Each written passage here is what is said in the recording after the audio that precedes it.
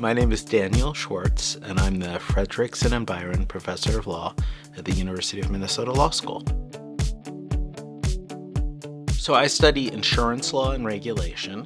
I study a broad range of issues in that domain. I study insurance policy interpretation, health insurance, insurers as financial entities, the use of artificial intelligence by insurers, unfair discrimination by insurers. Well, as a young lawyer, I was working on a really interesting insurance issue, which involved whether or not the attacks on the World Trade Center in 9/11 constituted one or two occurrences. And that was a $3.5 billion question.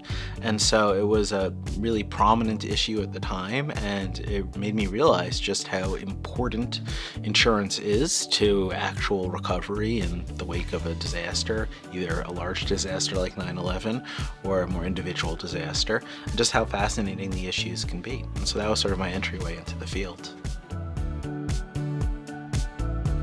I started out, actually, my interest in artificial intelligence was because insurers were using them in a variety of ways. So I was really interested in the ways in which that created potential problems of bias or unfair discrimination. But then once ChatGPT came out, I became really interested just in how lawyers and law students can use AI to work more quickly, more efficiently.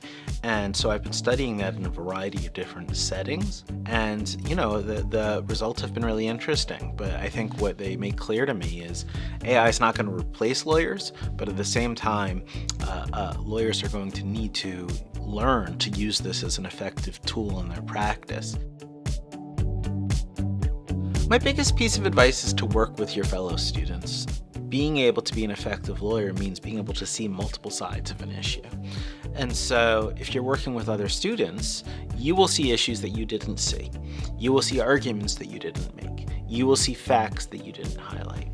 And that process of understanding how other students think will make you a better lawyer.